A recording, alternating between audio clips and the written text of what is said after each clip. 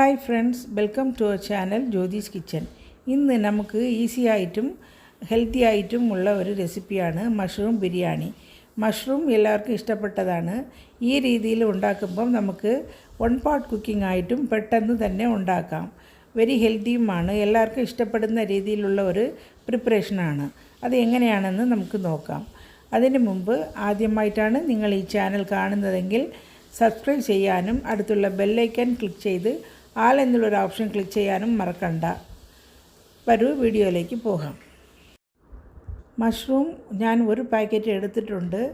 ഇത്രയേ എനിക്ക് കിട്ടിയുള്ളൂ. അപ്പോൾ ഇത് വച്ചിട്ടാണ് ഞാൻ ഉണ്ടാക്കുന്നത്. ഈ പ്രിപ്പറേഷന് 2 പാക്കറ്റ് ഇരുന്നാലും നല്ലതാണ്. നിങ്ങൾ മഷ്റൂം ബിരിയാണി ഉണ്ടാക്കാനായിട്ട് ഇവിടെ നേരത്തെ കാണിച്ച മഷ്റൂം കട്ട് ചെയ്ത് വച്ചിട്ടുണ്ട്. ഇത് മല്ലിച്ചീരയും പുതിനയും കട്ട് ചെയ്ത് വെച്ചിട്ടുണ്ട്. ഒരു 3-4 ടൊമാറ്റോ കട്ട് ചെയ്ത് വെച്ചിട്ടുണ്ട്. ഓണിയൻ അതുപോലെ സ്ലൈസ് ചെയ്ത് വെച്ചിട്ടുണ്ട്. ഇത് ജിഞ്ചർ, ഗാർലിക്, ഗ്രീൻ ചില്ലീസ് 3 കൂടി പേസ്റ്റ് രൂപത്തിലാക്കി വെച്ചിട്ടുണ്ട്. ഇവിടെ ഹോൾ ഗരം മസാല, അതായത് പട്ട, ഗ്രാമ്പ്, ഏലക്ക, ബേ ലീവ്സ് എല്ലാം ഒന്ന് ഡ്രൈ റോസ്റ്റ് ചെയ്തിട്ട് പൊടിച്ച് വെച്ചതാണ് ഇത്. നിങ്ങളുടെ കയ്യിൽ ബിരിയാണി മസാല ഉണ്ടെങ്കിൽ അതെടുത്താലും മതി. ഇനി നമുക്ക് തുടങ്ങാം. ഇവിടെ വലിയൊരു ബിരിയാണി ചെമ്പ് ഗ്യാസിൽ വെച്ചിട്ടുണ്ട്. ഇതിലേക്ക് ഒരു വെജിറ്റബിൾ ഓയിൽ ഒരു 4 ടേബിൾ സ്പൂൺ ഒഴിച്ചിട്ടുണ്ട്. കാഞ്ഞിട്ടുണ്ട്. ഇതിൽ നമുക്ക് ഹോൾ ഗരം മസാല, പട്ട, ഗ്രാമ്പ്, ഏലക്ക, ബേ ലീവ്സ് എല്ലാം ഇട്ടിട്ടുണ്ട്. ഇന്ന് ബിരിയാണി ഉണ്ടാക്കുന്നത് എൻ്റെ സണ്ണിൻ്റെയാണ്. നമ്മുടെ ചാനലിൽ ഒരുപാട് റെസിപ്പീസ് ഞാൻ ഇട്ടിട്ടുണ്ട്. അതിൻ്റെ ലിങ്കിൽ ഡിസ്ക്രിപ്ഷനിൽ കൊടുക്കാം. എല്ലാവർക്കും നോക്കാം. അടുത്തത് നമുക്ക് ഓണിയൻ ഇടാം. സ്ലൈസ് ചെയ്ത ഓണിയൻ.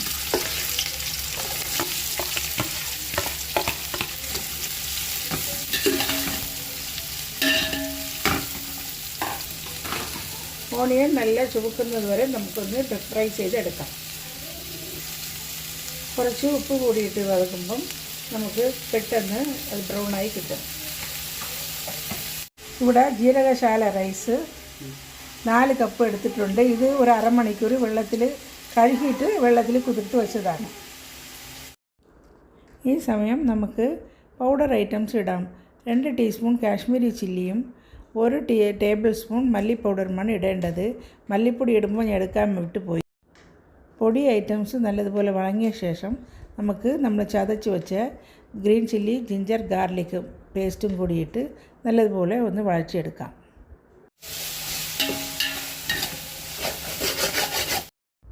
ഇതിലേക്ക് ഒരു 4 പച്ചമുളക് മുഴുവനോടെ ഇട്ട് നമുക്ക് വഴച്ചെടുക്കാം.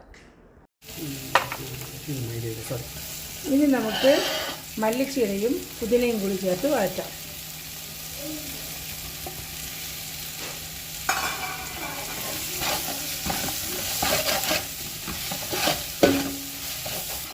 ഇനി നമുക്ക് ടൊമാറ്റോ ചേർക്കാം.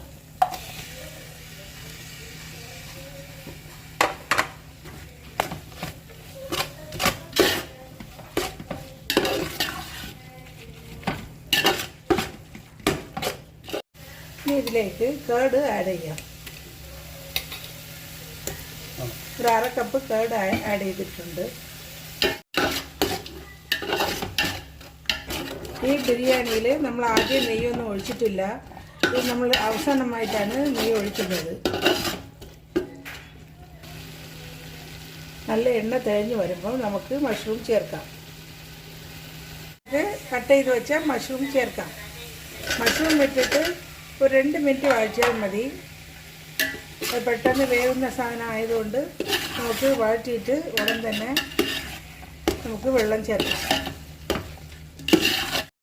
ഇവിടെ 1 കപ്പിന് 2 കപ്പ് 1:2 കണക്കിലാണ് വെള്ളം എടുത്തിട്ടുള്ളത്.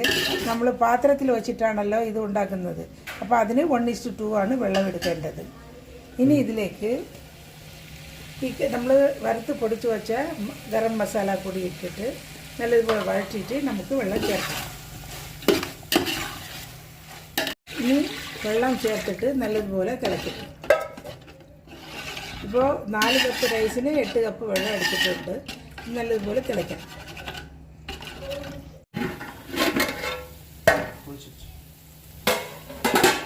നമ്മുടെ വെള്ളം നല്ലതുപോലെ വെട്ടി തിളയ്ക്കുന്നുണ്ട്.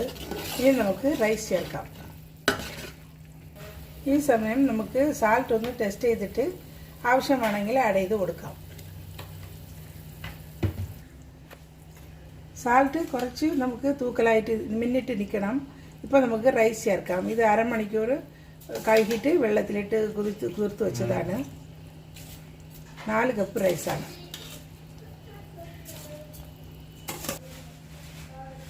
റൈസൊക്കെ ഇട്ടിട്ടുണ്ട്. ഇനി ഇത് തിളച്ചിട്ട് റൈസും വാട്ടറും ഒരേ ലെവലിൽ വരുമ്പം നമുക്ക് ദമ്മിടാം. അരിസിയും വാട്ടറും ഒരേ ലെവലിൽ വന്നിട്ടുണ്ട്. ഇനി നമുക്ക് ഈ സമയം 2 ടേബിൾ സ്പൂൺ നെയ്യ് ഒഴിക്കാം. ഇതുവരെ നമ്മൾ നെയ്യ് ഒഴിച്ചിട്ടില്ല.